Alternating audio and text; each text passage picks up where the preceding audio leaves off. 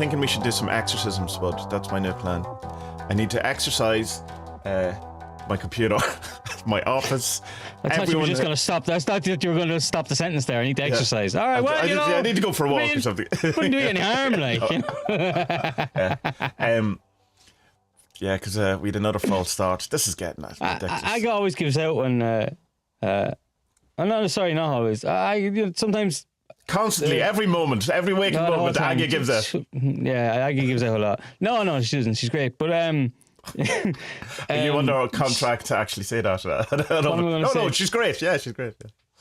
Yeah. I like annoying her with stuff like when those women ads are on telly about losing weight and all that stuff, and she's like, she doesn't need to lose weight. Look how skinny she is. Like, well, it's not going to do her any harm to lose a few pounds. Like, everyone can lose more weight. Look how skinny she is. Well, some people like skinny girls like me. Stay skinny, all right?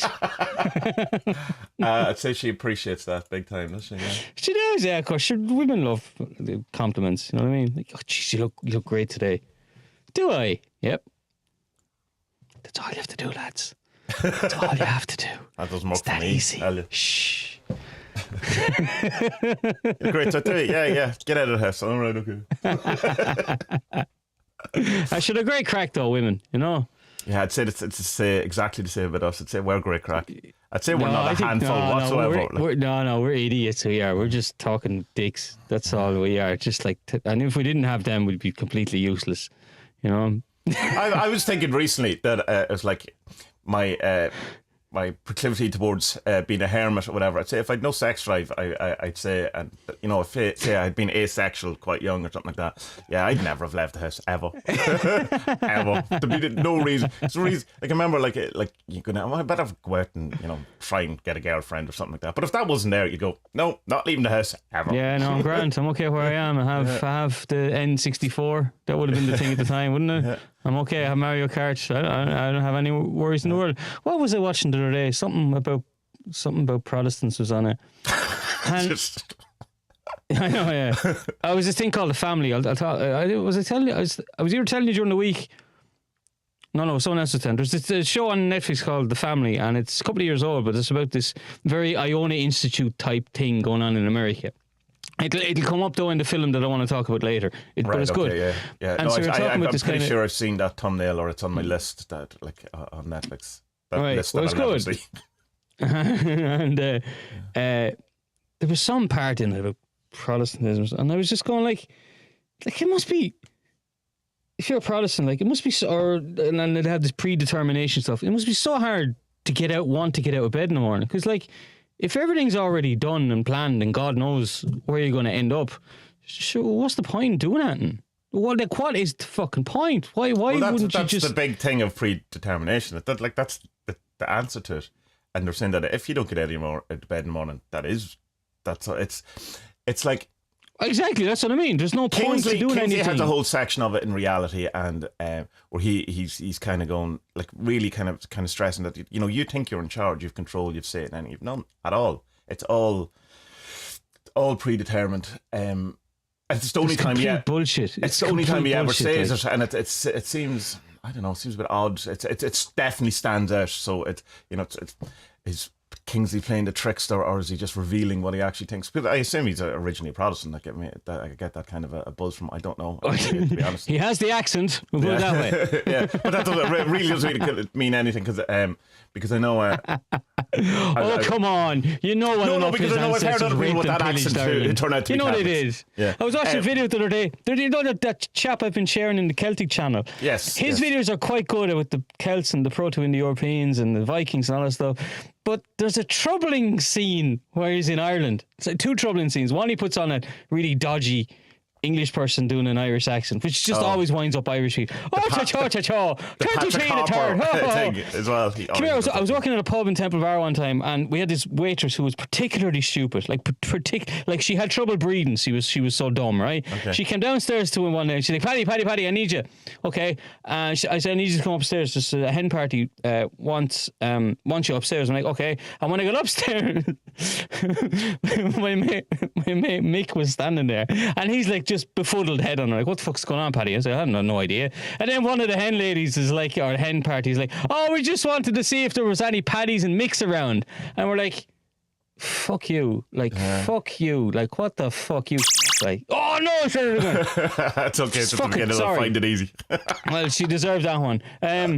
Just so insulting, you know what I mean? Like, any Paddies and Micks. Anyway, so, so he's in Ireland and he finds his ancestors, and your man is like, oh, and, you know, on my mother's side, I am descended from Sir, you know, Walter McWalterface of the fifth realm of the kingdom of the Windsor or whatever. Yeah. And it's like, wait now, this guy, so this is like the, do you remember Ireland had the Viceroy? Yeah. So he was the king or queen's bitch representative, in Ireland. Yeah, and he was like, yeah, I'm related to this guy. And I'm sitting there watching going, wow, you're proud of that. That's not good. Like, that is like, you have there is a lot of blood on your family's hands. And he's just like, yeah, well, you know, and it's like, whoa, dude, it's like, could you imagine you're like, you know, in 100 or 200 years time, your ancestors or your descendants go back to Germany, like, oh yeah, I have German blood in me, and they're like, Himmler, this guy was really famous. No, that's not cool, man. That is not cool. You know, it's so weird that, like, for someone who has an obsession with history and genealogy and ancestry, he's like, yeah, this guy was Attorney General of Ireland and, like, didn't kill lots of innocent Irish people at all. No, didn't send them. So I don't know the thing. It would be like, say you had a really dodgy ancestor or whatever. You could probably see it as being interesting from a, you know, as if you separate yourself from it. But it's kind of interesting if it was like the Himmler thing where you go, oh no, well obviously like he was class. Like, then that's the problem. Not that you're related to him. Like, I think I've seen a documentary with Himmler's daughter, and she just thinks he's the most amazing person that ever existed. Like, oh God, really? Yeah. Oh, well, that's my memory of it anyway. So I was watching. There's a good Nietzsche one on Netflix. It's the same woman, Bethany something. She did ones for BBC. She did Ancients, so she did Buddha, Plato, and Jesus, the Chinese lad, Confucius. Is it Confucius? Yeah, it's on Netflix. That sounds good. Yeah, it's on Netflix. All right, and then there's one where she does three kind of newer geniuses. Gina Potomai, Karl Marx. Freud and Nietzsche. The Nietzsche one's really good. Actually, the three of them are very good. The Karl Marx one's mad because it's like he got everything right. You know, why weren't we able to take his book and make a form of economy that didn't screw people? It's kind of like people got the book and turned it upside down and got it all wrong. You know, and it's the first time I've ever heard of this happening, where people don't understand the words that are written in a book and take it to a very far extreme that it wasn't meant for at all. Very bizarre. I've never heard of this in human history. No, it's not. It's not something we've ever done. It doesn't seem to be. Yeah. No, but that's the point, though, isn't it? That on paper, communism is awesome. It just doesn't work practically because humans. Yeah, because I did know this thing as well. It says that there's a part in the book where Marx is like, yeah, look, well, capitalism's here to stay. That's okay, because it means, because we need money to be made. We need products and people to buy them. But like, let's just ease up on the whole marketing thing. You know, let's have things. And then what the universe does is Edward Bernays is born, and it goes, yeah, well, that's not happening. So let's do the opposite of that. Let's do like literally the exact opposite of that. It's I know very little about Karl Marx, which is to my shame. I know even less about Nietzsche, other than, you know, the stuff that everyone knows. Well, I know an awful lot about Nietzsche from Oberboyle, which is a very slanted kind of a thing. I think that'd be fair enough. Nietzsche's a funny one. I remember years ago, it came up in conversation with myself and herself, and I was like, oh yeah, I like Nietzsche. And she's like, what? He's a Nazi. I'm like, whoa, hold on now. Yeah. She did the Uberman. She was like, whoa, what the fuck's going on here? And then I was like, no, that's his sister. His sister, when he was all messed up and came back from Torino, after seeing that poor horse getting flayed, it's funny, like, for a fella who was like, you know, compassion is the weakness of man, and then he sees someone hitting a horse and he has a complete fucking mental breakdown. But that's the point, his scruples completely, isn't it? That it's that because we can't. Yeah. Well, it is the weakness, like, not in that. Of course. but it's the sister. So like I didn't really realize it, but for so long after World War II, his name was just associated with the baddies. Well, the same as Wagner, isn't it? The sister. The exact same stuff. Like Wagner was a racist, though. Wagner was into that. Wagner was into Aryan stuff, and I don't know. he definitely was. I've an apologetic for him because I really like his music, and I kind of want him to be cool. But no. He was horrible. He was horrible. No, he was. Was it not more his family though? That was my kind of. Which Nietzsche? No. Or Wagner. Wagner's that it was. No, he was into it too. Yeah. No. He believed it. Yeah. Sorry, Tommy. Sorry, no. But it's like, you can still like a Gary Glitter song. Can you? I didn't in the first place, so do I have to like them now?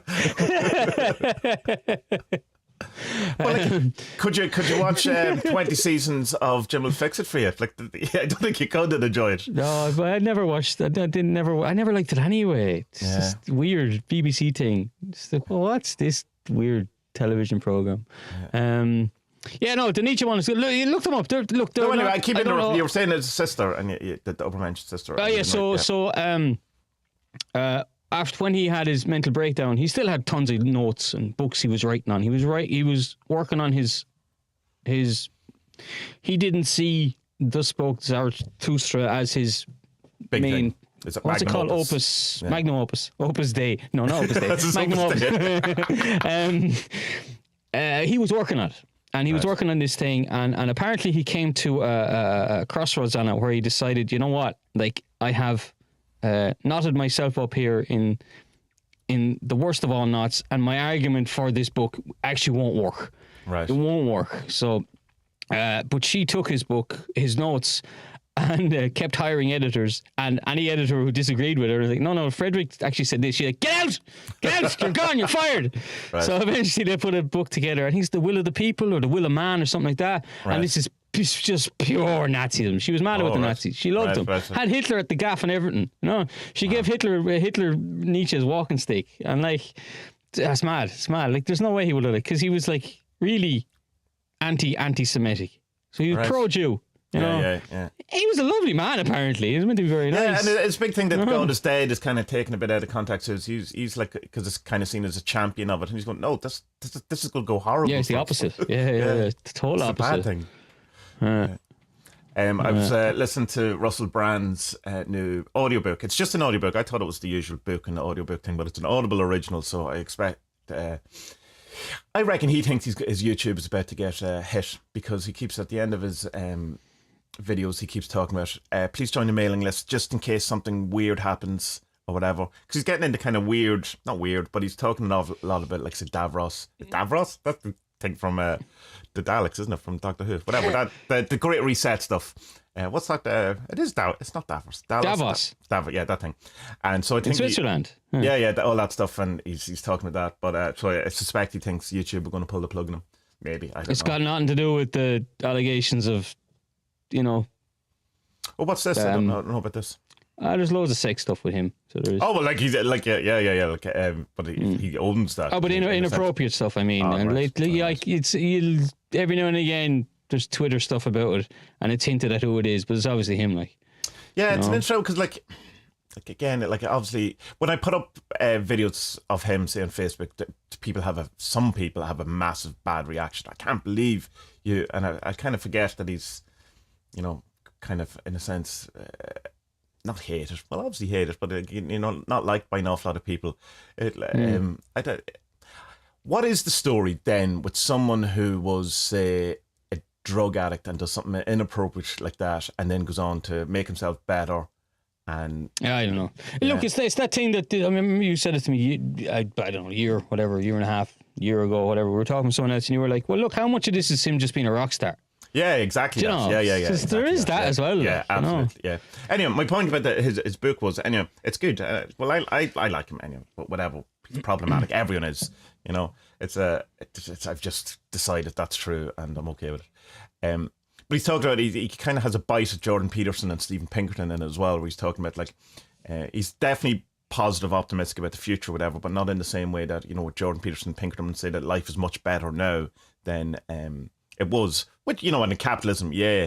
And he's kind of go, well, if that's true, why is everyone miserable? It's just by what kind of statistics that we measuring this by or whatever. I just thought it's an interesting kind of thing to contemplate. Are we more miserable than we were, or is it just from a privileged position that is it the fact that we know we're able to kind of report and be miserable? Is it?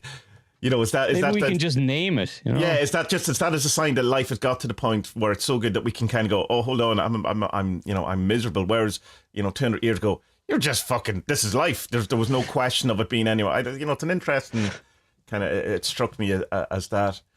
I don't obviously I don't know the answer or whatever, and it's a good book, but it's one of those books you kind of finish and you go, and if someone asks you what was it about, you go,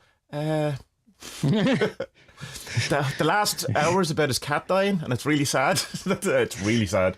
But yeah, so if you've a credit and 5 hours to waste, I would. If you like, here the thing with Russell Brand is, if you like Russell Brand, you will enjoy that book. If you don't, you will. It's not going to ever. Anything he does is never going to change your mind on him. There's no. Yeah, it's funny. I'm not really. I don't not like him, but I don't hold him in particularly high esteem. He's grand. He's all right. He's nothing. But he's kind of the other side of the coin of say Peugeot. He's just someone who talks a lot but isn't qualified to talk about what he's talking about. Oh, but he is though, in a sense, because he went to college and got the degree or the diploma, not the diploma, whatever it is in the stuff. In what? He went back to psychology, whatever it is. He went back to college to do. Did he? Yeah. Just for that reason. Yeah. Aye. Oh, fair enough then. Oh, then I take it back. Not necessarily psychology. I don't know. I'm not going to. He definitely went back and did stuff because he says, I want to actually learn this thing I'm talking about. Yeah. I'd love to go back and do something properly. You know that? Jeez, it'd be great. Fucking hell. Doctor of Philosophy, imagine that. As if. Yeah. Do it, day one, Sponge pulled out the sledgehammer. Well, we're having none of this. Socrates, you bollocks. No. Yeah. Just no, you got it all wrong, man. You got it all wrong. Yeah. No, sorry, not Socrates, the bad one. Plato, you fucked it up. You fucked it up for everyone. What are you doing? Well, other people say it's Aristotle. It depends on what football team you want to support, I suppose. Are you Plato? Are you Aristotle? Well, I'm a Parmenides man. It's like, come on. Yeah. It's good crack. Yeah, I've been really getting into the proto-Indo thing, man. It's crack. Fucking fun. I really know that there was a thing in your head there. Am I going to say this? Am I going to say this? No. Anyway, Indo-Europeans.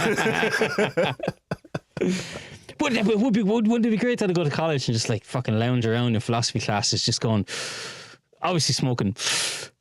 I think, do you? I do.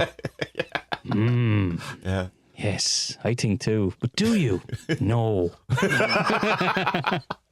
Or just go back and do a Bernard Black impression for 4 years. Wine! I need wine! I like the whole idea of learning where you don't have to do an exam at the end. That's my favourite bit. Oh, well, of course. That is the only form of learning that I'm in any way able to do. Yeah. I've always been terrible at exams because I'm just like, I don't need to prove it to you. I just need to prove it to myself. Well, that won't get you a job. Who needs a job? What the fuck? I mean, I can just. You think I'm doing Doctor of Philosophy for a job? What's wrong with you? Don't get a job out of this. You can always go down the Hunter S. Thompson road anyway of just mailing off for a Doctor of Divinity. I think they're only $40 or $50 or something. Yeah, like Ian Paisley did the same. Piece of paper. Doctor Gillian Keith. You know Gillian Keith? I don't know Gillian Keith. You do. She's that health. Oh, one. Yeah. The BBC one. Yeah. She got her doctorate. And really? Then someone, to prove how stupid her doctorate was or whatever's got the same internet qualification for his cat. So I gotta get one. And Ian Paisley he was a reverend, but in a kind of a mail order reverend type way as well. Yeah, didn't go to seminary or anything. Yeah. Reverend Murphy. How's that? Oh, I like the sound of that. I gotta get a couple of these. That sounds like someone I wouldn't want to talk to. That might have issues, authoritarian issues in some way. You might like me more then. Maybe so. I believe There's an interesting thing I found with the film I'm going to talk about earlier. They talk about one of the Jewish myths about the goat, is it, or the lamb? They put the sin into one and send it off into the wild, and they killed another one. The scapegoat, sort of name comes from. So Yeah, this comes from the twins of the Proto-Indo-European myths. Oh, And the cool. twins were the twins did the first sacrifice of a bull, and that's what created the world. And that's echoed then in the Roman myth of Romulus and thing. Isn't it? Yeah, exactly. So, but this is, as far as I know, this is the first of that myth. Is these twins killing something? This is the first sacrifice that made everything else. Do you know? And it's mad that it's like, okay, like this stuff's obviously been known for a long time, but for me, this is so fucking eye opening to say, well, there's a root to this stuff, and we have the root. Like this is it. This is where it fucking comes from. That blows my mind. Absolutely blows my mind that we know where the stuff comes from. Is there a case to be made for the Cain and Abel being a version of that myth too, being that it's the first sacrifice in a sense, the first killing? Yeah. That's mad. No. Yeah. It is mad. Absolutely mental. It's bizarre that I don't know. I didn't think what kind of blows my mind the most is that like we have the root of these myths. Why are we bothering with other myths? Well, it's the Patrick Harper argument, though. Again, it's because this is how it's presenting itself right now, and that's why you can engage with that. That is an answer. But it's like the Jungian one is that it's you can only infer the archetypes by the patterns that reveal. So you can't see it. So it's even the earliest one isn't the archetype. It's just of course, so that any of them are equal to it is kind of I suppose then it. But these are probably the most like, appropriate one is the one that is in the culture you're in. Of course. That's why I say like the Dagda makes more sense to people in Ireland, even though he's the what was he called? Allahar. But like Woden was All Father. But then the sky god, the Protos Indo people, his was Deus Pater, or what's it? Deus? Jesus. Well, Godfather. Deus Pater would be Godfather. Deus Pater, Pater. Deus Potato. See, Spud. That's who I am. I have incarnated. I am the All Father. Yeah. Bow before me. Deus Give me Spud. your twins. Give me your twins. And a bull. Blonde ones. FFM. POV. SPUD. Dr. Reverend. They have to be stepsisters also. Like it's very Steps. That's what you were doing. These people are mega fucking old though. Like your man, he has one video where he's like, he talks about how ancient this symbol of the chariot wheel is, and obviously it's quite ancient. The Vedics had it, the early Buddhists had it, but it's way, way older than that as well. Right. And he's like, the oldest kind of chariot that's been found dates to these people, but the earliest wheel dates to people who were just on the other side of the Step Mountains, but like only by a couple of 100 years. So it's like he's saying that like the Protos went down with their horses, saw the wheels, and says, "Holy fuck, chariot this shit up, baby, and let's go fucking exploring." And that was it. It's like that's how old these legends are. Thousands and thousands and thousands of years old. It's mad. It's absolutely mad. The big things in humanity, I suppose, other than consciousness that we've talked about, is that obviously harnessing fire and the wheel are the two big catalysts. But like it must have been when some guy realised that must have been a game changer. Like, well, I mean, it obviously was a game changer, but it must have just been like the most, biggest awakening experience someone has ever had. Like that, this changes everything, And then sticking on the side of a horse then as well. Sticking on the side, But that would have been some crack. Yeah, it's mad. It's really interesting. I'd like to find out as much more as I can that's from reliable sources, though, as I can, because you know yourself with any of these things, there's so much. Oh, God. I keep rowing with people over Danu, and it's annoying me. I'm getting annoyed with myself. I think I'm just going to have to write a good article about it, and just from now on, just link people to that. Like, right. Stay What's away the from argument Danu. you're having? Stay away from Danu. Danu wasn't. Danu. Real. So the argument from the modern Wiccans or Neo-Druids, whatever you want to call them, they hold the Irish goddess Danu in high appeal, highness. Regard. And high regard, because she's seen as this Gaia, earth spirit goddess. Like an equivalent of Diana, is it that kind of a... Like, are they connecting it with her, or by the name being similar, or... Well, the name... Right, so... This is why there's the mistake, right? Let me tell you why she isn't a goddess first, right? Not a god, a Tuatha goddess, right? Mm-hmm. So number one, she's not a Tuatha goddess, because the Tuatha that translates as the people, the tribe of the gods. Okay, but then when the Christians came along, they had the Bible, and this also had a people called the Two a Day, the Israelites. Okay, All right, so the monks who were writing out these myths for the ancient Irish were like, oh, we got to change something. Okay, so what were the Two a Day done good at? They were the gods of skill. Okay, so the Irish word for skill was Dan, but when you put two a day in front of it, you need to change it because it's that type of language. So it becomes Two a Day Donnan, the gods of skill. All right. If Danu had have been the great mother goddess that we're led to believe, then it wouldn't have been Two a Day Donnan. It would have been Two a Danu. Okay. Or something like that. Okay, something close to that. So grammatically, it doesn't make sense. You know, and okay, well, maybe it's just one or two people made this. No, like it would have been like there's hundreds of papers. Right. You know, of mentions of this, and it's like there's no way that all of these monks or scribes made the exact same grammar mistake. It's impossible. Okay, so that's number one. Number two is that in none of the myths of the Two a Day Donnan, she isn't in them. She's in none of them. Not a single one. Like you get the Morrigan, you get Dagda, you get Lou, Angus, yada yada yada, all of them. And she's not in any of them.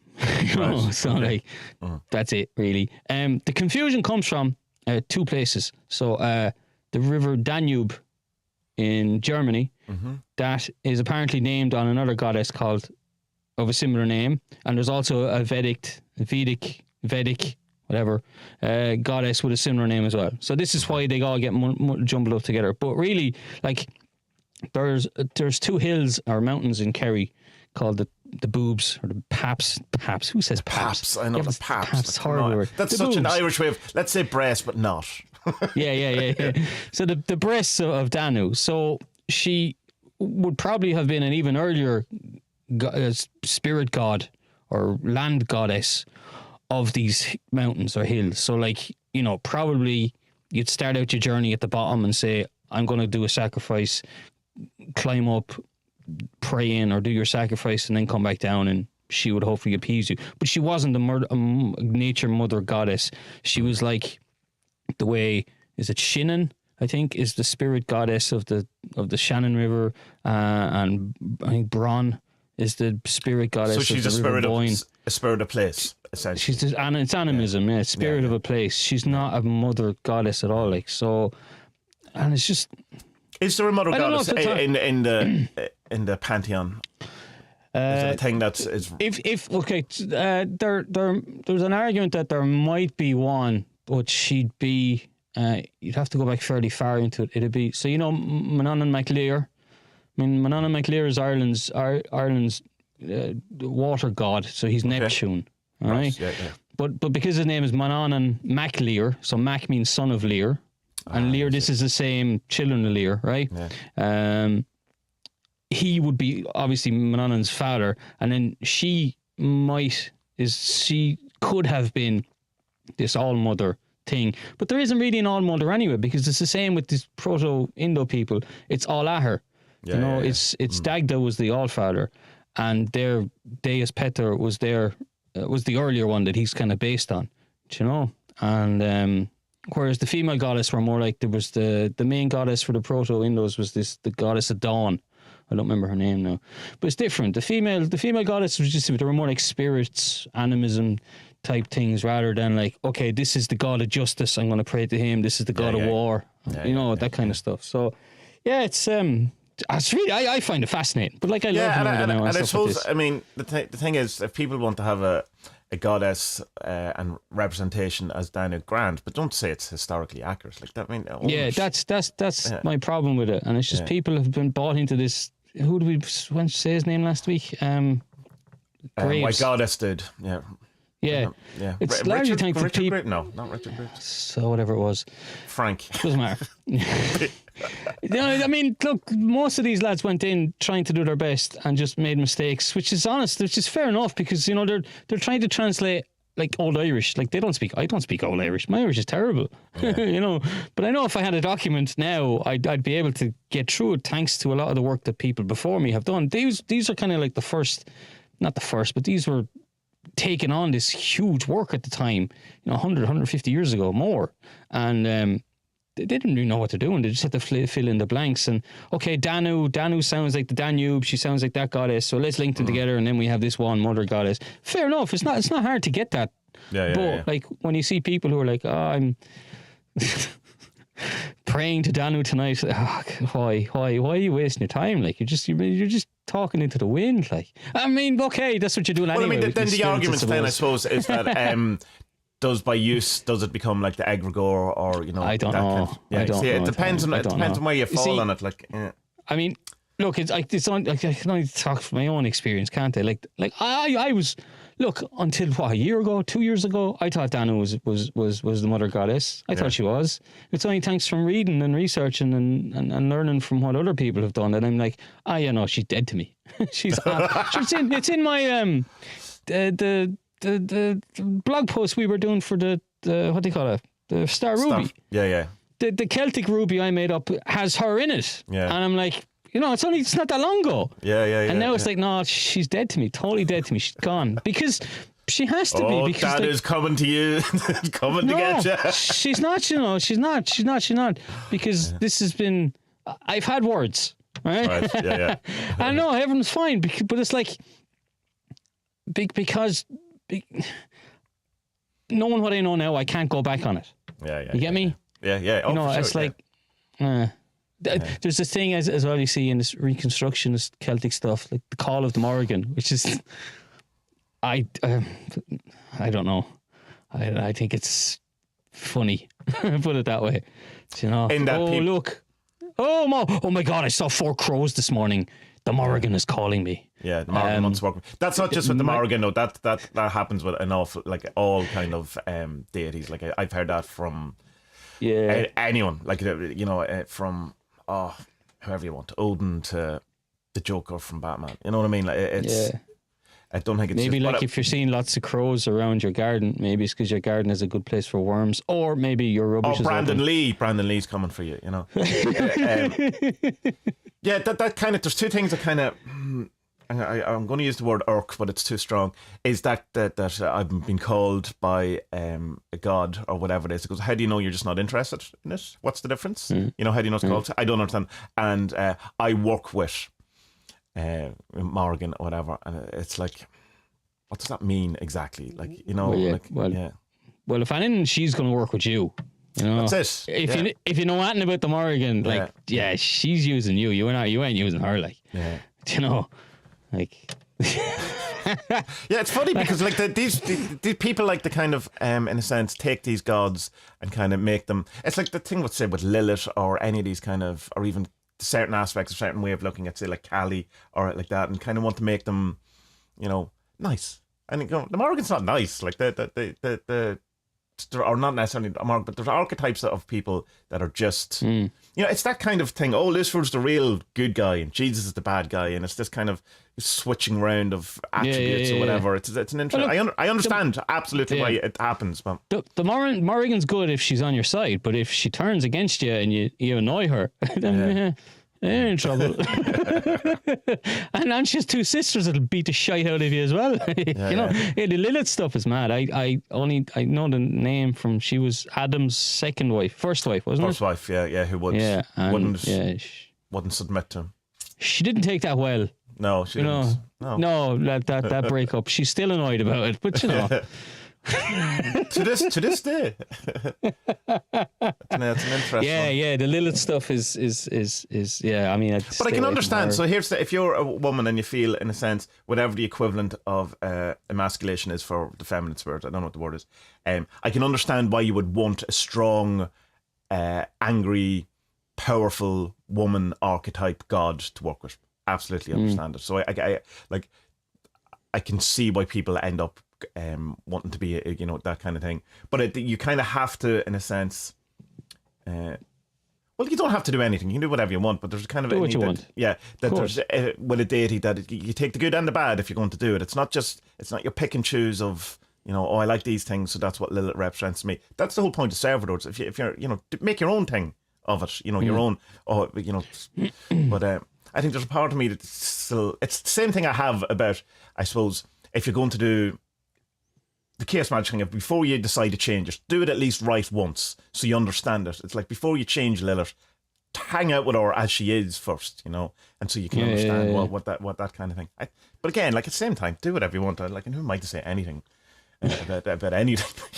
Come here, you know the whole. Okay, I know he annoys people when we bring him up, but you know the Kingsley thing with Persephone's, but like. Wasn't Persephone's was only the queen of the underworld for like 3 months of the year, like. The rest of the time she's up in her flirty skirts, la la la la la la la, making daisy chains and whatever. But like she was only. Yeah, I think that kind of answer to that is that, you know, we're seen as time from a human perspective, not a God perspective, and so it's just kind of you can't really. The 3 month thing is just kind of a way of. Delineating aspects of who she is, kind of thing. But the Persephone story's horrible. Anyway, she was stolen and raped and, you know, dragged down to hell essentially. Like, but again, that's kind of could be the representation of the, you know, the dark night of the soul and all of this. And Kingsley has a really nice thing, and one of his things that I really like about him, his thing when he talks about Persephone, and that in a sense that the kind of sadness that we can feel sometimes, or depression, is not necessarily ours, but it's in a sense hers. It's the, you know, like the, I suppose, the more collective kind of thing or whatever. You're laughing at it. Yeah. She's making her last daisy chain and she's like, I have to go back to this fucking Egypt Hades now. Gee. Oh, he's such a fucking loser. I hate him. The place stinks. Oh God, the smell of sulphur. I can't get it out of my clothes. Mama. That's, isn't it her mother always cries for her, isn't it? Mama, I don't want to go back to Hades. I don't want to go to school. Yeah. There was another one with Dan as well. I don't remember what it is. Kingsley literally thinks is not a mythicist, whatever. No, he literally thinks that's true. So, from my reading of him, anyway. So Persephone's, but it's not, because it's based on a Proto-Indo-European legend from earlier. So, you know, that's.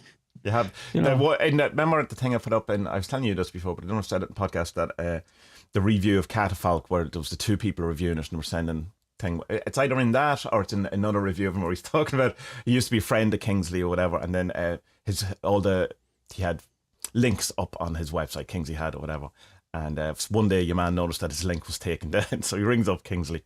And he says, what's the story? We say, the goddess isn't happy with what you said about my book. And he's going like, oh, all right, fair enough. Okay. Yeah, whether that's true or not, it's a funny anecdote. I don't know. Do you think the goddesses know what the internet is?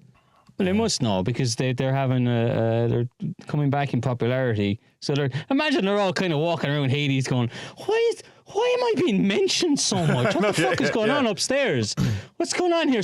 Everyone's walking. You get that shivers down your back. Everyone's walking to my grave. What the hell is going on? Your ears are burning. All the gods are going crazy because we're Googling them like motherfuckers up here, you know?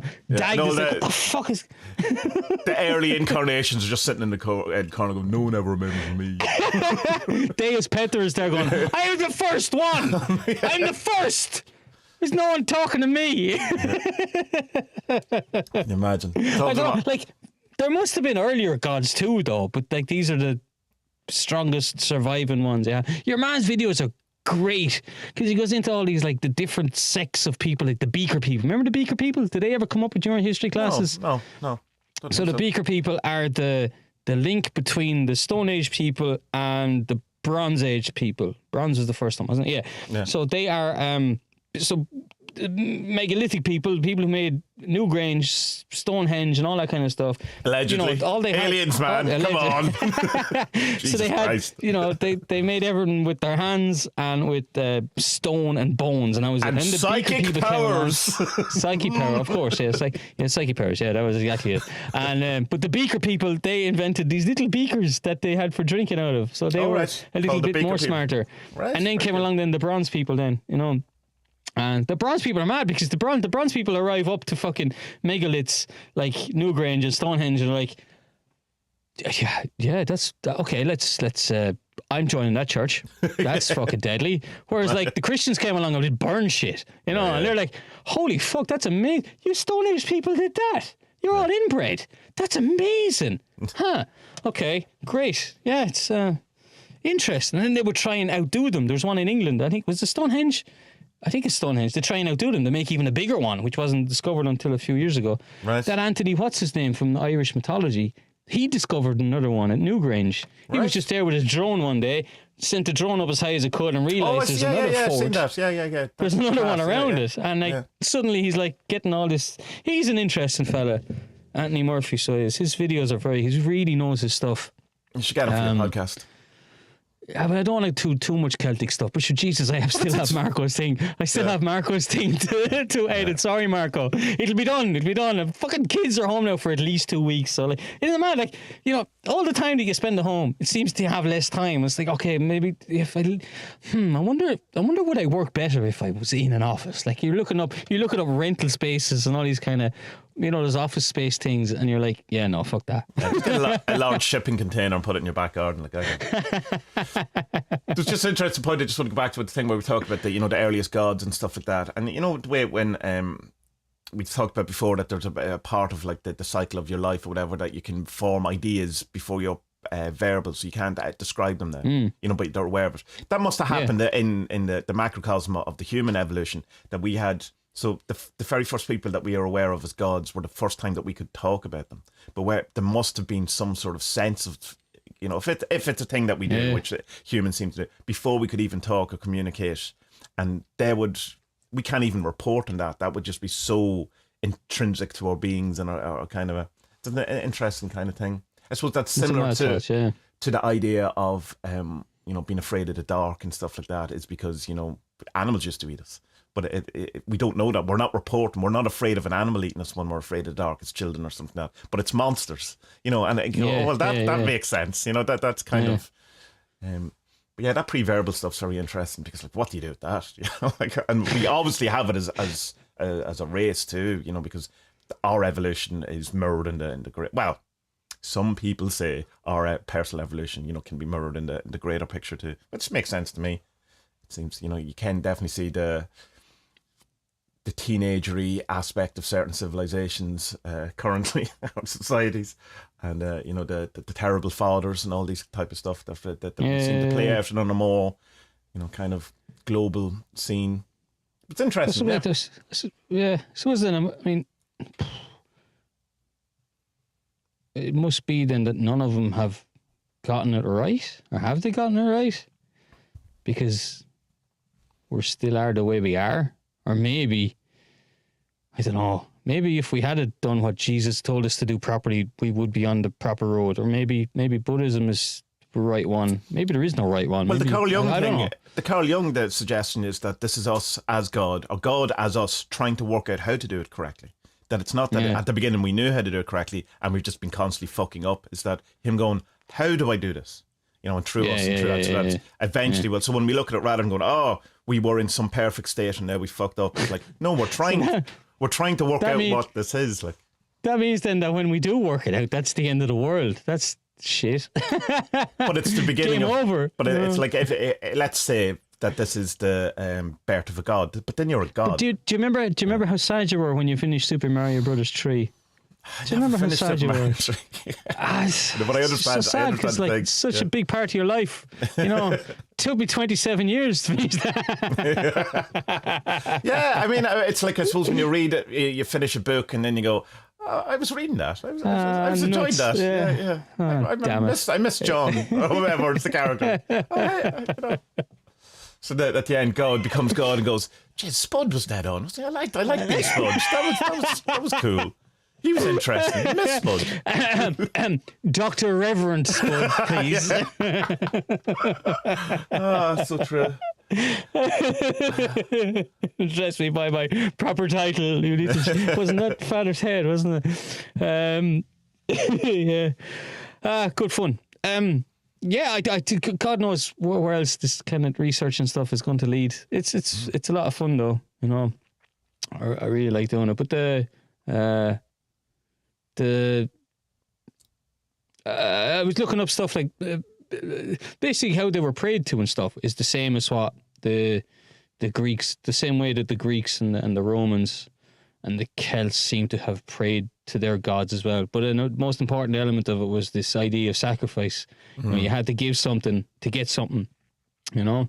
So Yeah, I thought that was That's interesting kind because of, maybe a lot of that has lost. Maybe a lot of that has well, has it's lost changed, on. I think, in a sense that the sacrifice, in that we do things now. You know, it's sacrifices become delaying the gratification. That it's saving for the holiday rather than spending it now. It's an equivalent kind of consciousness idea that humans seem to have that no one else seems to have.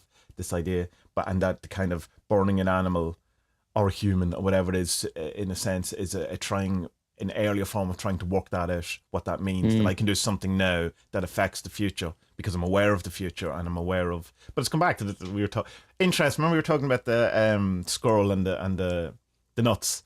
Yeah. The whole next day, did you notice? Because all the squirrel and nut stuff that was on Reddit. There was like a guy who found a squirrel nest in his wall, and there was literally hundreds of thousands of nuts coming out of the wall. There was at least 3 or 4 squirrels hiding their nuts, videos or pictures or something right at the next day. I was going, there you go. Yeah. I have a when the lads put the outside insulation on the house before we moved in, it was done. So there's still all these holes, scaffolding holes around on the sides of the house. Right. And I know there's going to be trees growing out of it eventually. I know there is. There's one squirrel in particular who uses it. And I came into the bathroom this morning and there's bits of styrofoam on the windowsill, which means he's been burying even deeper. So I don't know. I think that's kind of cool if we had a shrub growing out of our 3rd floor here. I think that'd look pretty cool from the road. Did you ever see the photo of the squirrel's nest on your man's windowsill or the woman's windowsill, and they give birth and all that, and it's really cute. It's really really interesting. You know, that when you have disgusting, no. No, it's not. Well, the photos I've seen aren't, but I'm sure there was sections of that giving birth that weren't as photogenically pleasing. I've been at birthings; they're not fun. I was at 2. I was at my own, and I was at my son's. So yeah, I only remember. I wasn't at any of my children's. Oh my god, that'd be horrible. How could you look at your wife the same way after that? And it's horrible. Every woman now is spud, you arsehole. Well, you already know that now. Been on this thing for a year and a half. Like you should know. I don't have a filter. No. Animals. That one with the cow. You ever seen the one where they have to use this special kind of like a car jack to get the calf out? Oh no, it's way worse than the stirrups. It's fucked up, man. They put this thing on the head and they have to close it, and then they pull it out. I think it was 7. And I've been traumatized. I still have that memory. I can still see that all happening right in front of me. It's fucking horrible. It's like, why I'm 7? Do none of you know how old I am? And you're letting me see this. Yeah. You know. But then maybe you were meant to grow up and write a Nietzsche type book from your traumatization of the cow. I am that cow. They could have started me off a bit. Like they'd really threw me in at the deep end. Here, you're going to see a cow being born. What? No, I don't want that. And then like a week later, like it was just cutting the toes off sheep. Start me off with that. Do you know, that would have been fine. Cutting the toes off sheep would be worse, is it? No, so just cutting their nails. Oh, right. Actual. Cutting the toes. Sorry, not cutting the toes. Cutting their nails. Cutting their nails, and then cutting their tails or shearing them. Shearing them would have been the first. That's easy. Shearing, nails, then and then just step by step. Then bring me up. Maybe start with cutting the grass. Just cutting the grass. Start there.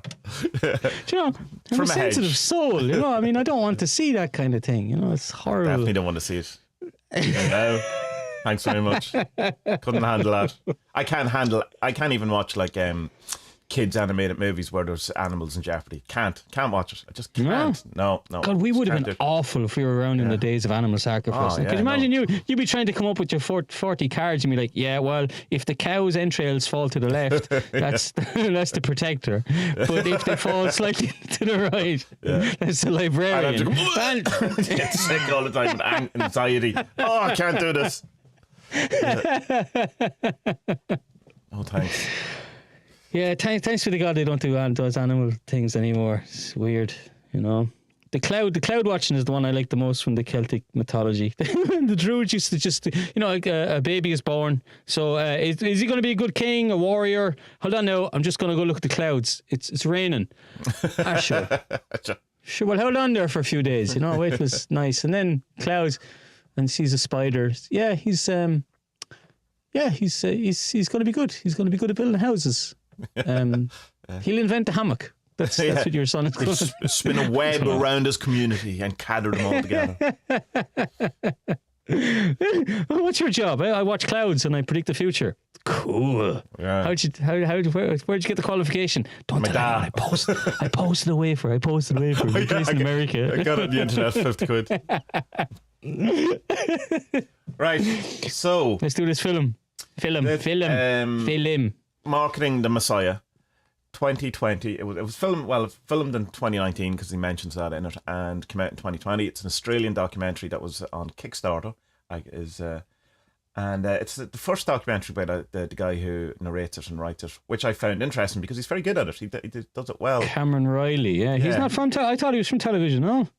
Well, when I go to his IMDb, what I mean is like it's so well done and so polished. Yeah.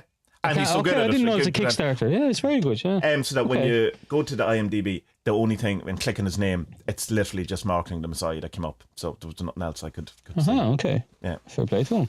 Yeah. So the idea is that this guy wants to look at the stories he was told in Sunday school about Jesus, and because he seems to have either lost his faith or is a bit whatever, but enough that he still wants to be interested in it, and then he goes and actually tries to find a real story of what it is by talking to certain Australian, predominantly experts in Christianity. It's mad when you watch an Aussie documentary and it's like, shouldn't you be beating off kangaroos and drinking poisonous spiders? Not one barbecue. There's no one's wearing a wife beater. Yeah. No one's surfing. What the hell's going on here? Why aren't they then, on the beach beside home and away? Such horrible stereotypes. Spud, you're so two-faced. You know, if we were talking about Irish ones, you'd all expect the people to be eating potatoes. Like, what the fuck do you think I'm eating now? Eating a potato like an apple here. Give me the potato, father. 33 and a third. Yeah. Periwinkle blue eyes. Have you heard about this? The chap is it Uganda? I think he's in Uganda, and he's suing Israel and Italy for killing Jesus. Oh, well, I know it is. And it has a good case, I assume, and a good legal surely team. The Italians just being like, no, that empire's gone. We're not them. They're not a different country, mate. Different country. Don't even speak the same language. Gone. Same place. Yeah. Not same language. I mean, you can look up other countries. Same place. You can look up other countries. I mean, Ireland, they don't speak their language. Same. It happens. It happens in Europe a lot. The Austrians don't even have a language. They have to speak their neighbours. Yeah. Switzerland. No one knows what they are. I think it's Uganda. It was funny, like a bishop or something like that. He's suing Israel for killing Jesus. It's hilarious. Good luck. I mean, is that you hear about that once, but imagine that that took off and it was like, I hope it turns into a Netflix series.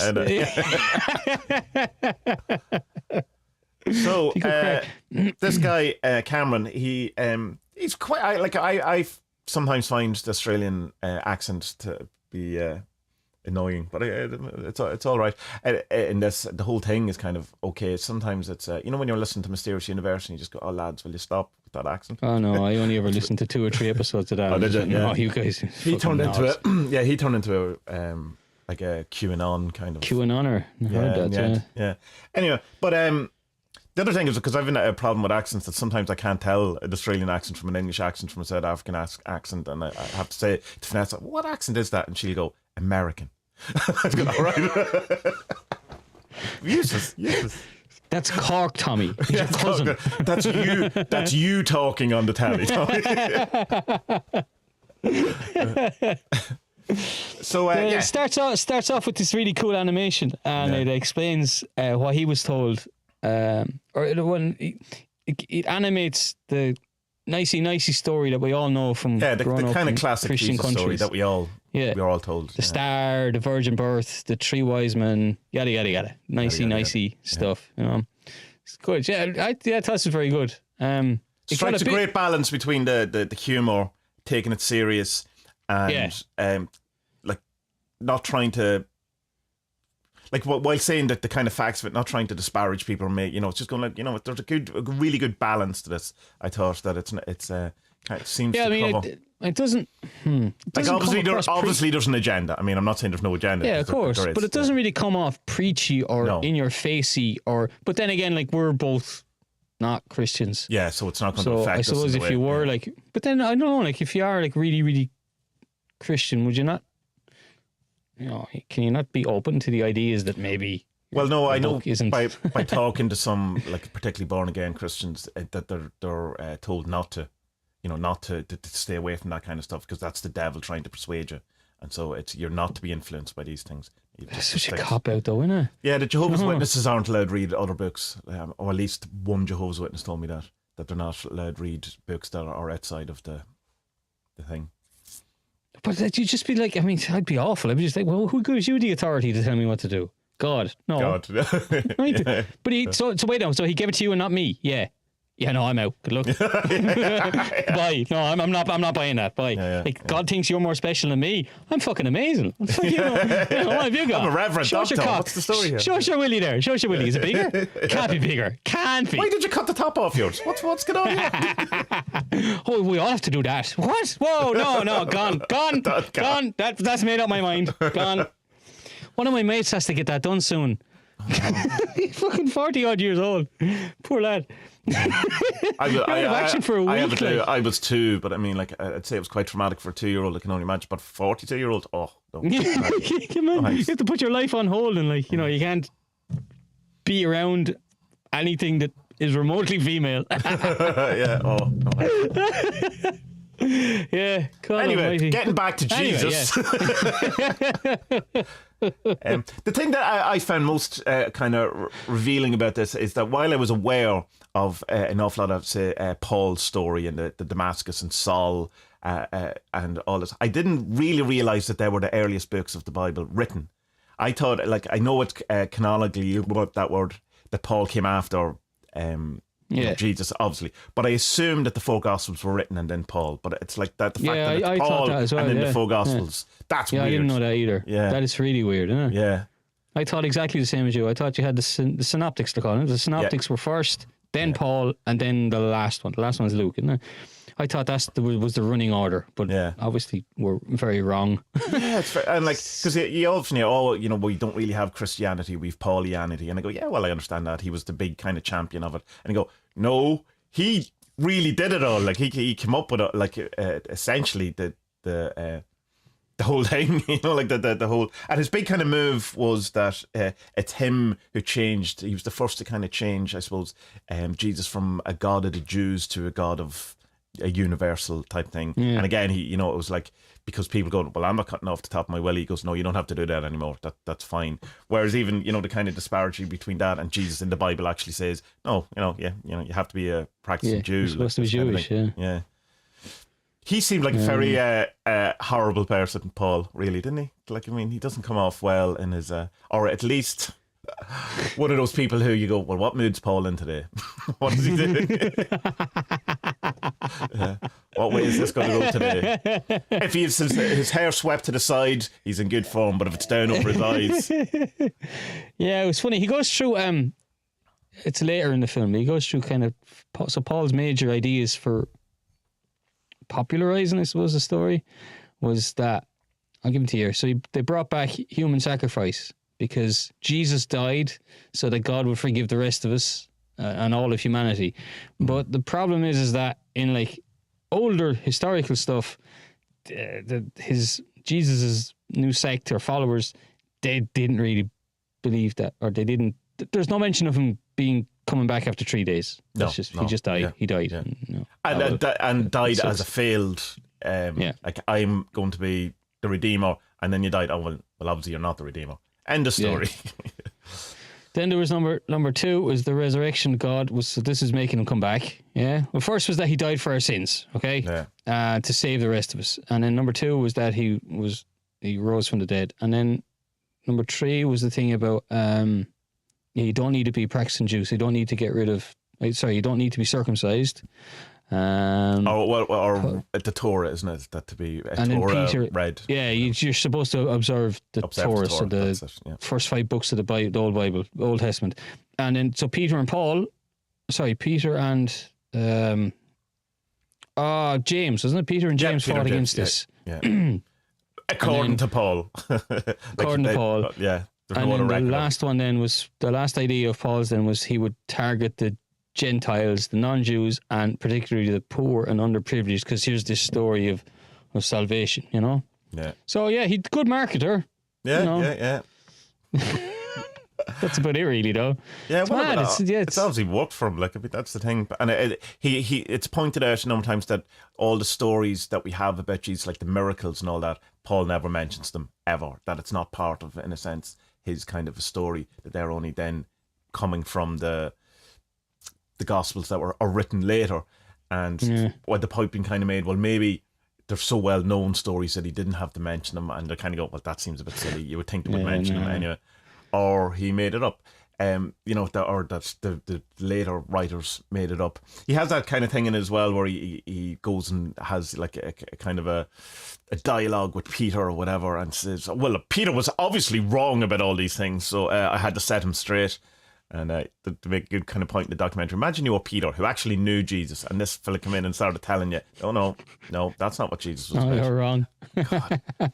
Paul is like that guy on the internet who would come in and go, well, actually, and you go, Paul. Actually, Danu isn't the nature goddess. Danu isn't the mother goddess. No, no, Spud, you're Paul. That's, oh God. So there's the story of Paul coming on the road to Damascus with a huge sledgehammer going, we're having none of this. No, the poor Italians, they won't believe this. They won't believe this, and that's where the money is. The thing about the bribe is funny as well, that Paul was collecting money for the elders in Israel. Why? And it's kind of posited that it's that, right, well, we'll pay these lads in Israel off who are like the proper believers and know their stuff.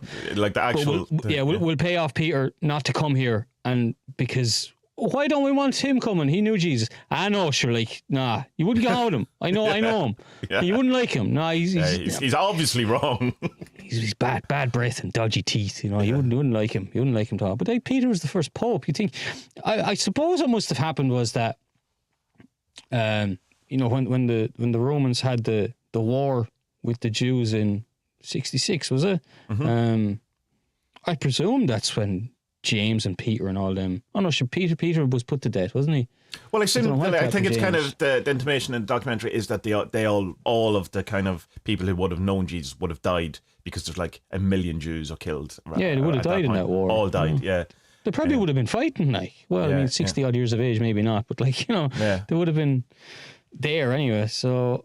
Yeah, it's then the kind of when Paul does go to pay the money to kill him, it's kind of there's kind of a sense that maybe he's arrested and executed. So like it doesn't work, this bribe. Yeah. It's just it's weird. Like it finds all these kind of weird holes in the Bible, which I think me and you kind of would know a lot of them anyway, because we're the types that do dig into stuff. But a lot of people, like the thing with, Mary's virgin birth, like that wasn't, that's not a thing. That was made up like way after. And then like, it's also like, well, not made up way after, just an actual mistranslation. In that it represented an unmarried woman, like a chaste woman in the sense of not married. And then I heard there's a different one. There was a book I read years ago, and he was saying that it came from the mistranslation of Gabriel. So Gabriel told Mary she was pregnant. Yeah. But Gabriel isn't the archangel Gabriel. Gabriel is this other word that was the word for the kind of rabbis of Jesus's sect that Mary and Joseph were in. And he came to them because they looked up at the stars and they made predictions based on the planets and the stars and all this kind of stuff. Like a magi or whatever kind of thing, an astrologer or something. And said, right, you're pregnant, you're going to have the Son of God. Or the son of David, whichever it was, and it's this whatever. It doesn't matter. It's a mistranslation that, like, oh, look, she had sex with Joseph. That's fucking obvious. She had to have sex with her, but it was this kind of blessed sexual relationship intercourse thing where it was like, okay, this isn't you aren't married, but you have to get pregnant basically to incarnate God. So, but we'll say that it's conceived without sin. So it's not she's a virgin, it's conceived without sin. It's a different. But then as well, there's this thing that like Jesus apparently never to have said that, like, I am the son of God. He would always say, I'm son of David, because David was the second king Well, he's of the great Israel. king. Yeah, the great king. Well, it's the chronological at the beginning of Luke, am I right? Where he just talks about David and then the whole way down to Joseph. And then... Yeah, but the reason David was a king in the first place was because he was able to trace his line back to Adam. Like, yes, come on. yeah. You know, like, really? Really? That's why you're king? Oh, okay, cool. Yeah, okay, you be king. It's You not could a be king. king's work still, though. Yeah, I'm going to see the mountains. Yeah. Yeah, that's where your border stops. Yeah, I'm going there. Bye. Yeah, goodbye. But anyway, the kind of, and it's a thing that I was so delighted said, because it's a thing that I just thought I think is absurd, and I don't understand, and I'm sure there is a good Christian answer to it, is the lineage of David to Joseph, and then the insistence that Joseph isn't actually Jesus' dad anyway. So what's the point of it? You know, that exactly. Yeah. What is the point?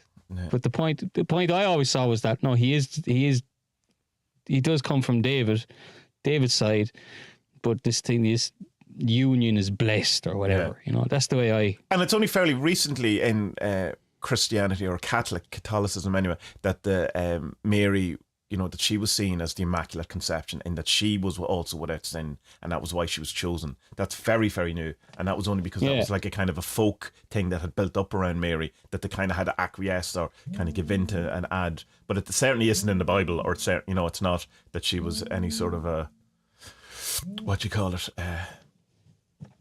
You frozen down? No, it should be back. All right. I can just see it. Is the video frozen, is it? Maybe the video's frozen. Someone was ringing me there.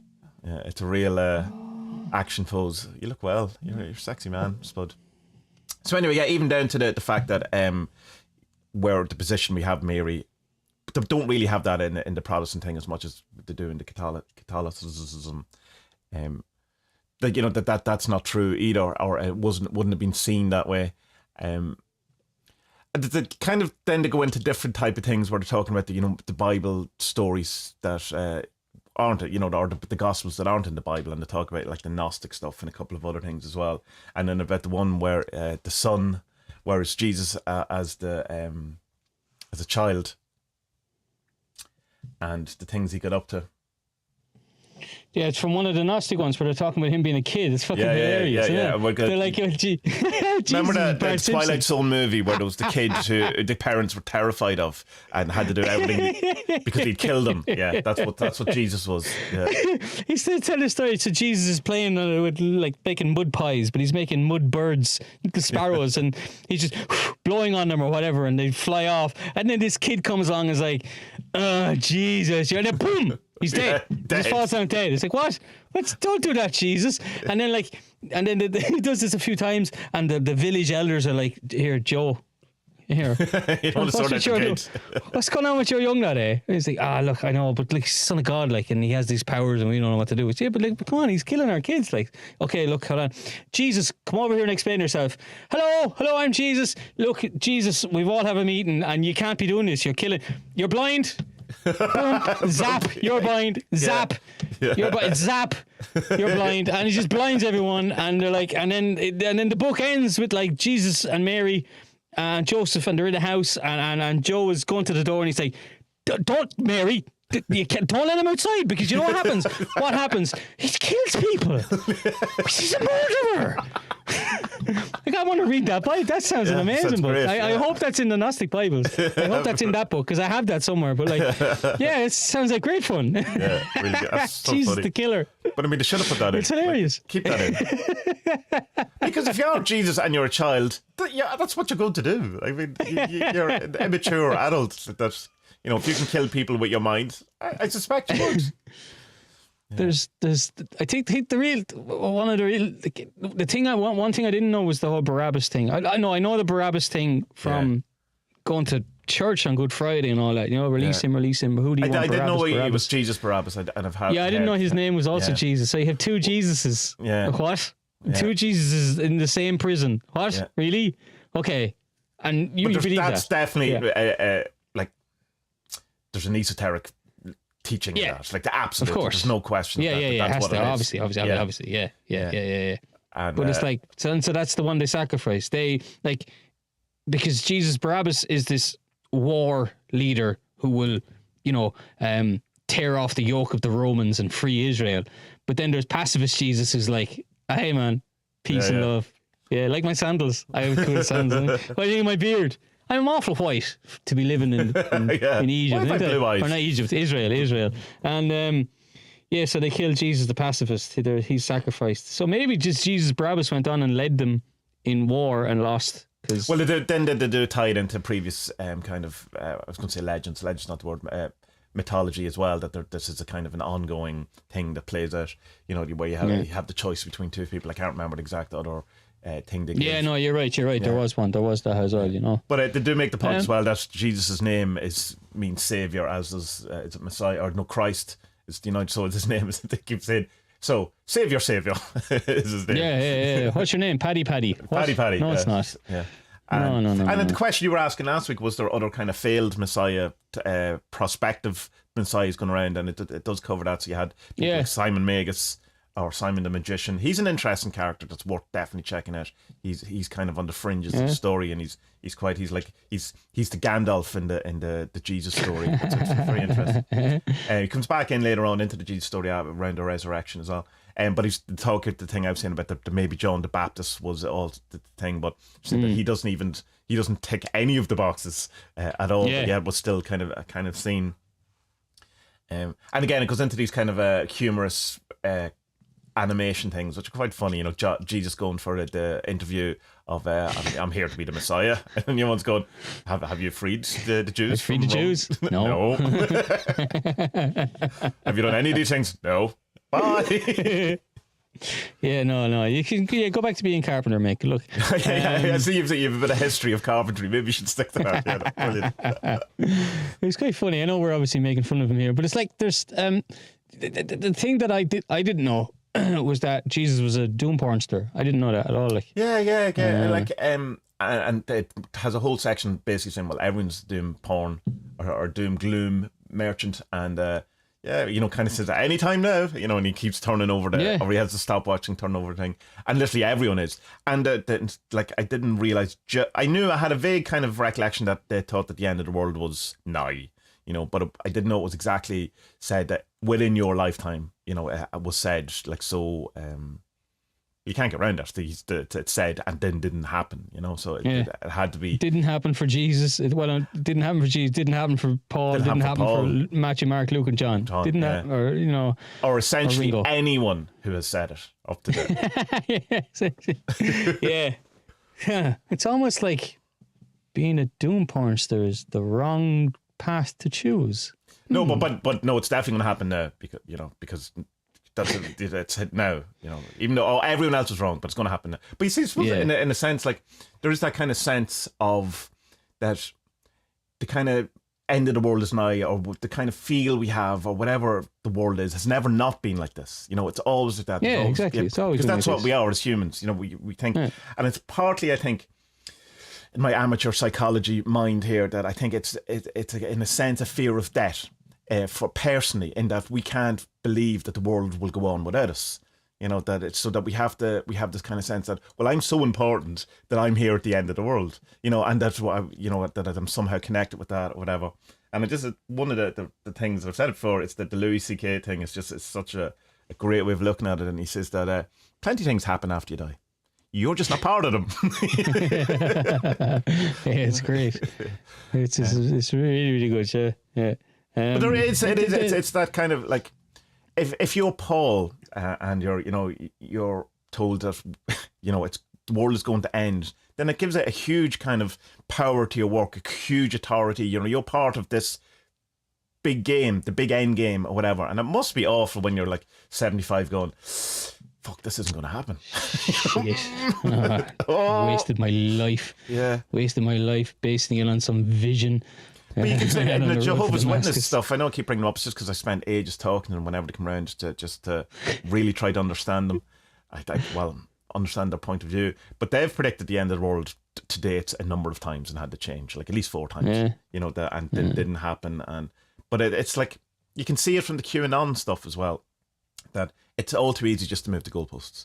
It doesn't, the shock of it not happening on the date that it's meant to happen doesn't seem to affect people in the way it should, Oh, it didn't end. Oh, well, it's next week. It's next week. Yeah. All right, Grant, fine. I think the thing that they don't really go into the Gnostics a lot. They're mentioned, you know. Yeah. But one of the things that stuck out for me that I didn't know the names was the Ebonites. Is that it? Yeah, I wrote it down there and I now. can't say it. They sound fairly interesting, so I might look And them there was up another one and see beginning what with they M say. as well. They could take note of that. Yeah, the Marcellites, is that what they're called? Something like that. Marcellites, the Ebonites, and then there's the Gnostics then as well. But the Gnostics come up a lot in occult stuff anyway. Cause As does the Essenes as well, which aren't mentioned at all. they were the John the Baptist ones, isn't it? Yeah. So, I mean, what else? Yeah, then the last section then, and I still kind of think he did exist. Because this is the historical Jesus. Yeah, get into that question, and I think it's the only time they're really unfair to any of their commentators in that the proper, like, his opinion comes out where he's saying, I obviously don't believe in a historical Jesus, and then the commentator who does the kind of preface what he's about to say with a bit of ridicule, which I think it's unfair. I just think that there was no need. It's funny and it works. It's unfair, but it was funny. Yeah, it was funny. But I think if I was that guy, I'd be going, fuck yes. Why, there's no... Yeah. You know, I understand too, but it's the way that the second guy says that, it's not, of course he existed. It's a fun choice of words.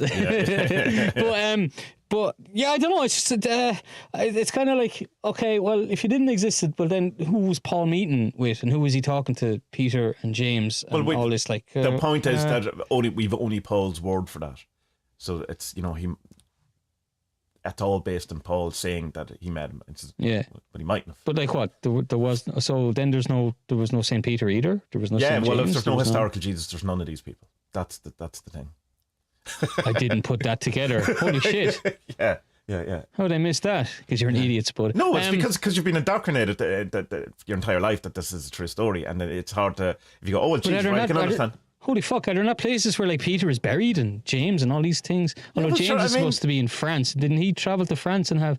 Oh no, that was Mary Magdalene. Mary Magdalene. Yeah, I mean, there's loads of burial places. Well, St. Peter's buried in St. Peter's Basilica in Rome. Like that isn't that... Fucking dig him up then. I mean, if there's bones there... Yeah, but what would that tell you other than a dude was born? I don't know. I mean, like, I have a soft spot for the fucking Shroud of Turin, which might surprise you, me being so anti-Catholic and all that. I think the Shroud of Turin's real. Like, I think something certainly real. In the whether it's the thing of Jesus, it's a very weird... Like, they can't be dated properly. Anytime it's brought to date, they're like... well, the one time it was carbon dated, but it was like 500 years old. But it was also then turned out that the thing that the carbon dated wasn't part of the Shroud of Turin. Yeah, and the latest one was a couple of years ago, and they're like, okay, so this part is a new part. That's like 500 years old, but the part it's sewed onto, that's at least 2,000 years old. And whoa! And the fact that it's an X-ray and a 3D image is so weird. Like who was doing that? And bizarre, then the only person who could possibly do that is Leonardo da Vinci. That's... I mean, okay. let's go with that. Fair enough. It's that. I don't know. I mean, I kind of want him to exist, but like after watching this, you're kind of like, if everything's just based on what Paul said, then it's the ramblings of a nut. Yeah. Like, I mean, it's totally the ramblings of a nut. It's very, because I too would like a historical Jesus, because I mean, particularly coming from like the Answers to Job type thing, it kind of makes sense of the world in a way. And because if historical Jesus wasn't the thing, well then that whole Job book, the Answer to Job, Carl Jung thing is nonsense. Well, not nonsense. It's purely psychological human. Yeah. Which is fine. That's fine. But in nonsense in the sense of it's all nonsense. It's based on something that didn't happen. It's fiction. Okay, rather than a thought experiment on something that actually happened. You know, that's what I mean. There was something else I was going to say, and you took it out of my head there. Historical Jesus that you want, you would like him to exist. That's why I interrupted. I'd just like him to exist. Oh yeah, one of the books in the Gnostic Bible is the Gospel of Thomas. Thomas, yes, I think it's Thomas. Before, yeah, and that's that's supposed to have come from someone he knew, and that's nice and fluffy and lovely, and just be in the moment. You know, what's the first thing God said to Moses? I am who I am. Yeah. I am what I am, I think. That I am. You know? I am that I am. I am that I am. That's it. Yeah. And Jesus was supposed to have said this kind of thing as well. And it's this thing about, right, like, all we have is the now kind of thing. Like, this is it. You know what I mean? So be good now. Now. Not tomorrow. Yeah. Yesterday, that's great that you were good yesterday, but it's gone. So you need to be good now. And so I hope, I don't know, just from the Gnostic-y stuff, I hope that it's real. Except him killing children. I don't want that. Yeah, and that'd be awful. Then the other thing, just to go back, it was like an awful lot of the stuff, like say Pilate, you want the Jewish woman. She was going, the Pilate in the Bible, he's tasty, but in real life, no. Absolute nightmare. Like, and then that there's no historical evidence for the census. King Herod and the baby. And King Herod killing babies. There's no census. I knew there was no census. Even his name, like Jesus of Nazareth, he wasn't born in Nazareth. No. But the Nazarenes were the sect of the I suppose to be like the Hasidic. Well, Jews also now, Nazareth didn't exist as a thing. Nazareth wasn't the place, yeah. So, but the Nazarenes were the... that's to fulfill prophecies from the book of Ezekiel or something. Okay. That was why all of that kind of stuff had to happen. Because, you know, so these Nazarenes were just the sect, because they were fundamentalists. Yeah, Jews. It depends on who you ask as well. I mean, it's disputed, all that kind of stuff. You know, that some people say it's not that it wasn't Jesus the Nazarene, it's Jesus the Essene that just got confused later. You know, there's all kind of. But the Essenes were another sect, weren't they? It doesn't matter. They're all, you know, it's mad. It's all based on something. Whereas that, like. Well, here's the thing. Historical Jesus or not, Jesus definitely exists more than anything else in the world in the last 2,000 years. It's there's no question of it. In the same way, it's that he may as well have been real for the impact. Of course, I think. But I mean, the Jordan Peterson thing where he's talking about, where literally he's the crying bit in that Jonathan Pajot video is that the reason why it's such impactful on him is because you have the mythology and the archetypical and that old thing combined with an actual historical person is the thing that makes it the thing. And I suppose that if you take away Ido 1, then it kind of, you go, oh. But then again, but look, you know what? If the historical one did exist, and then his teachings aren't what Paul spread to the world, well then you can also then just as easily dismiss it then as well, because it's like, okay, well, Paul, like, just get, like, maybe like a conscious Christian would say, right, good luck to the New Testament that I've been told to believe. I'll go looking at the Gnostic stuff and try and patch it together from the books that we do know survived and are supposed to be from him. But then you're gonna be like, wait, now he could make mud birds and shoot them with his eyes. I'm more impressed by Jesus. I'm more into him because of that. It's kind of like, I mean, which is better, Paul or not? Here, I'm gone. Goodbye, everyone.